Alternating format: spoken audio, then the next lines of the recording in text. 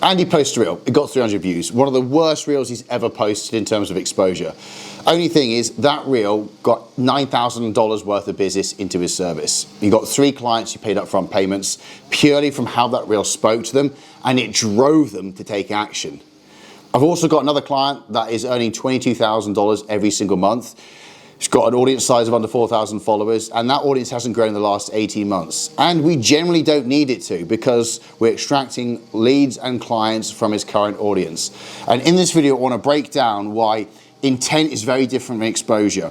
And off the back of this, you're going to learn how to produce content which actually tips people over the action threshold of whether or not they're going to inquire into your service. Because growing a following is very different from getting leads. And you've been conditioned and brainwashed to think that you have to go viral. It's simply not the case. Views and followers, very, very different by getting clients and getting people to sign up.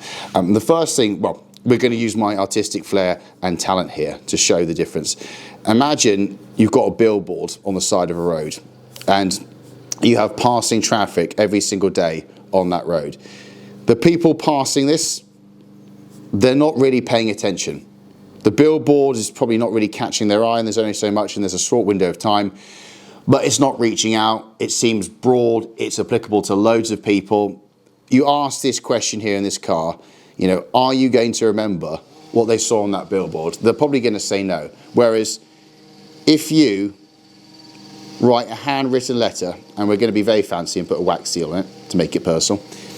If you write a handwritten letter specifically to one person with a lot of detail and a lot of effort delivered behind it, and you describe exactly what they're going through, you're much more likely to get a response from this method versus this method. This might get more eyeballs on it, but this, when it's delivered precisely, is more certain to get a return and get a result off the back end of that. And that is the philosophy behind not always looking for views, not always looking to get maximum exposure. It's the precision and how you speak to one person. And by its very nature, because it has to be precise and it has to be tailored to your avatar, your target market, it's going to be exclusive, which means you're not going to get massive views. And the problem you have right now is you're looking in the wrong areas, because right now, views is the main consideration you probably have. And you have this, well, again, artistic flair. You have this ugly duckling, which performs terribly in terms of exposure. It gets very low views, and that signal tells you that no one's interested. It didn't get past the first threshold of the sample size. Don't produce more of that content. It's not necessary. But that reel, like in Andy's case, was invaluable for speaking deeply to that person. And again, we're going to go for it. Why not? It becomes the beautiful swan. Actually, that's not bad. Quite impressed with that. Which is basically clients for us. Analogy, there we go. So be careful how you analyze, because shares are more important than views, but inquiries are way more important than views as well. And obviously with the clients I help, we actually track this. We have tracking links. We also have ways of putting things into the form where we can analyze what works, but you're not looking to grow a following. You're brainwashed to think that you need more followers. Your main metric for success is people signing up to your service. And when you sign people up, asking them what made them sign up, or ask them why they decide to work with you. It's obviously important to find out what tipped them over the action threshold, because there's a higher threshold for someone to come through versus someone just following, looking at a vague level of interest. I mean, an extreme example is Adam, one of my clients. He got to 5K per month without even a following. A lot of his Instagram followers at the time were coaches. He had 200 followers, and there was no one actually part of his target market there. So we manually outreached people on Facebook, and we got to 5K with that alone. And the reason we did that is because the messaging was so precise. We analyzed the person, and he had a good offer, a free offer initially, and then we followed up off the back end of it. So even when you have no exposure, but you have a really good offer based around the understanding of what you're trying to solve for that person, you get traction, and it is that precision. But you're probably thinking, how do I do this? How do I get precise? How do I create content which speaks directly to the person? Actually, before we do that, there's another analogy which I love. But when you're going broad, you're casting a net. And you've got to think about, okay, the net, when it collects, you're probably collecting everything. It's not precise, it's not targeted.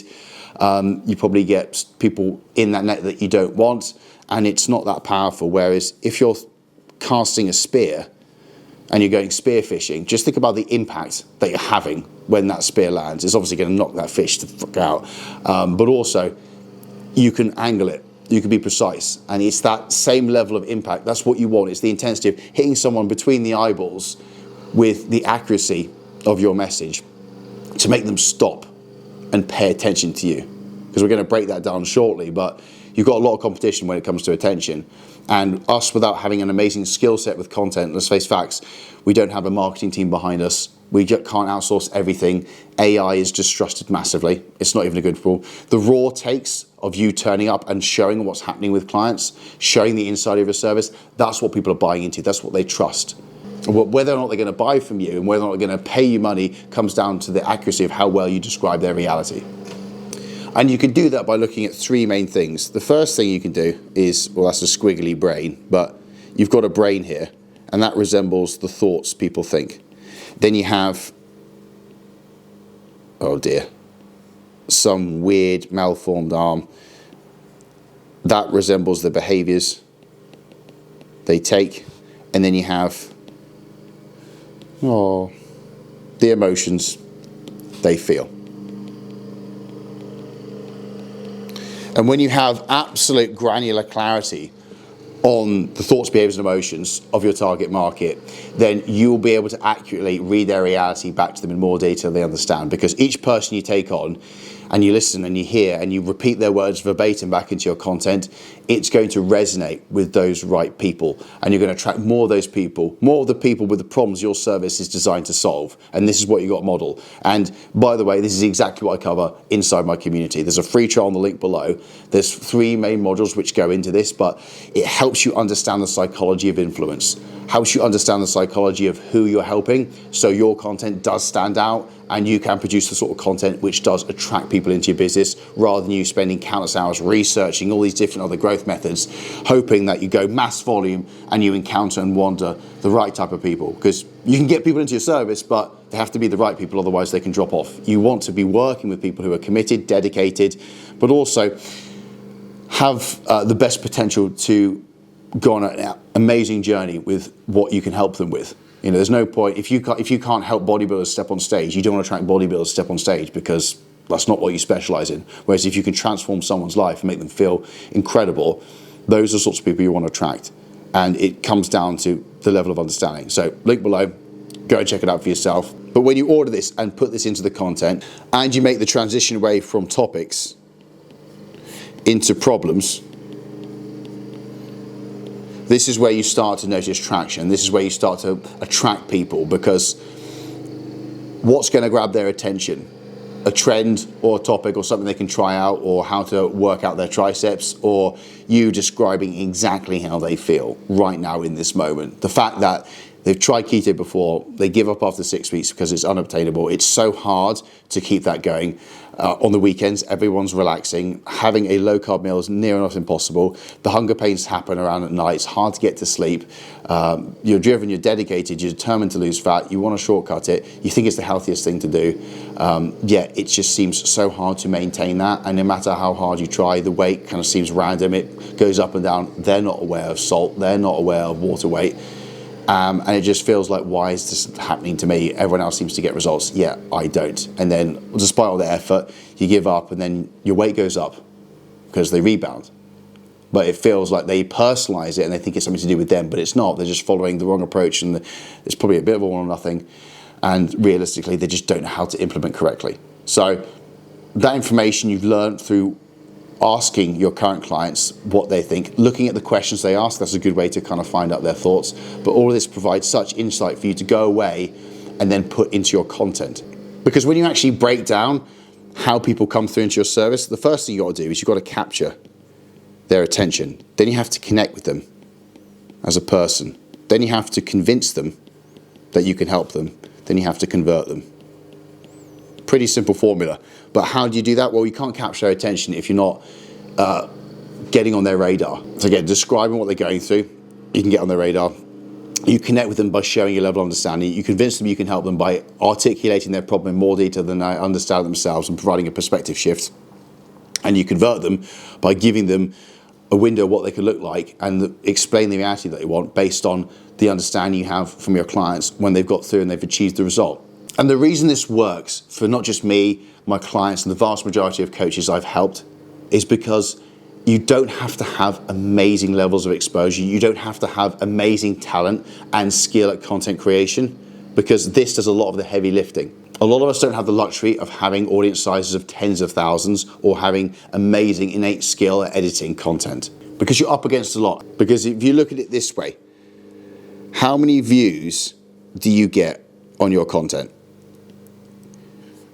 How many people see you each day? That's the first sort of filter.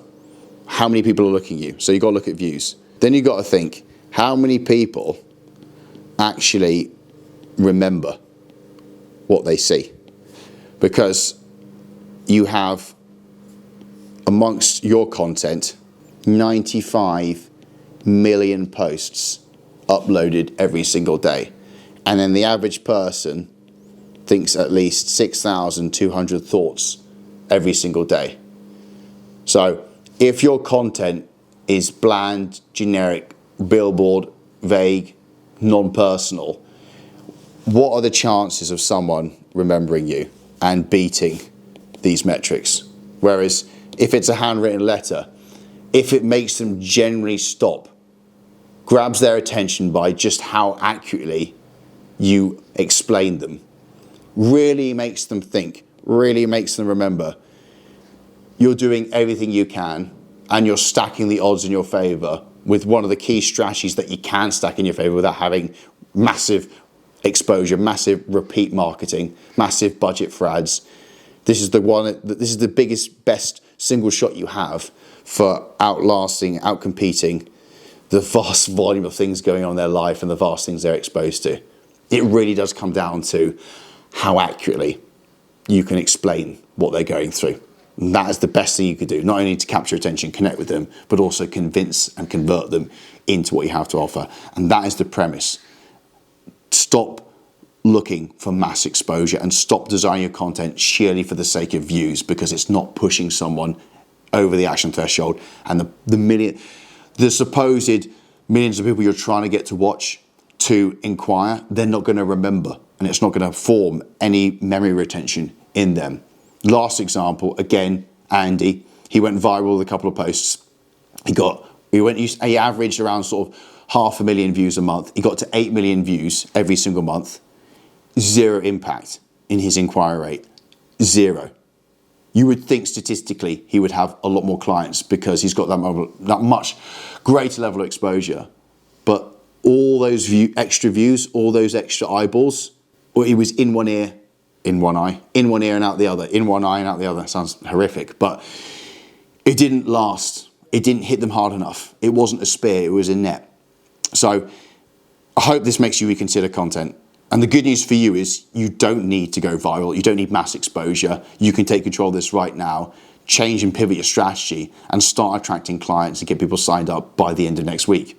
So if you found this helpful, I cover all this and more in my community. Like I said, link below with a free trial. Don't just take my word from it. See the content for yourself. But when you understand how to influence people and you start to spend your time focusing on that skill, that's going to move your business significantly further forward. Not just attracting clients into the front end, but also helping to better serve them, helping for them to improve their adherence, helping them navigate and get around their own way, get over their own bullshit, so to speak, so you can get a better result, which attracts more indirect inquiries, but also improve the relationship with those people so you attract more referrals off the back end as well.